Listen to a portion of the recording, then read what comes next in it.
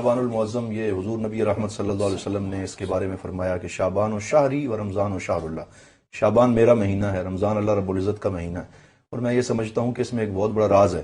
حضور صلی اللہ علیہ وسلم نے شعبان کو جب اپنا مہینہ فرمایا تو آیت درود اسی مہینے میں نازل ہوئی۔ اللہ اکبر، ان اللہ و ملائکۃہ اللہ اکبر، اللہ اکبر، یا یہ درودوں کا مہینہ ہے۔ صلو علیہ وسلم تسلیما۔ سبحان اللہ۔ عائشہ صدیقہ رضی اللہ تعالی عنہا فرماتی ہیں کہ حضور صلی اللہ علیہ وسلم ماہ رمضان المبارک کے علاوہ پورے سال میں سب سے زیادہ اہتمام عبادات کا اس مہینے میں فرماتے، سب سے زیادہ روزے رکھتے۔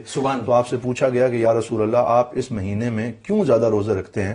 تو حضور صلی اللہ علیہ وسلم نے فرمایا ھذا شہر یغفل فیہ کثیر من الناس بین رجب و رمضان۔ سرکار نے فرمایا کہ رجب حرمت والا مہینہ، رمضان اللہ کا مہینہ، تو اس دونوں مہینوں کے درمیان اکثر لوگ شعبان کو اہمیت نہیں دیتے، اس کو چھوڑ دیتے ہیں، لیکن ھذا شہر یرفع فیہ اعمال العباد الی اللہ، یہ وہ مہینہ ہے جس میں اللہ بندوں کے اعمال اللہ کی بارگاہ میں پیش کیے جاتے ہیں، پورے سال کا بجٹ پیش کیا جاتا ہے، شب برات اسی مہینے اللہ 15ویں شعبان۔ ہاں جی ہاں، تو اس لیے فرمایا احب ان یرفع عملی وانا صائم، میں پسند کرتا ہوں کہ جب مجھ محمد کا عمل اللہ کی بارگاہ میں پیش کروں میں روزے سے ہوں۔ سبحان اللہ۔ پھر اہل بیت کی خاص نسبت اس مہینے کے ساتھ ہے کہ اس میں حضرت امام حسن مجتبی، حضرت امام حسین رضی اللہ تعالی عنہ اور دیگر بہت سے، کل بی زینب سلام اللہ علیہا، مولا عباس، تو یہ کیونکہ سرکار کا مہینہ ہے تو حضور کی اہل بیت کا مہینہ، تو اس میں زیادہ عبادت کا اہتمام کرنا۔ صرف ایک بات آخر میں کہ بزرگ فرماتے ہیں من لم یزرع فی رجب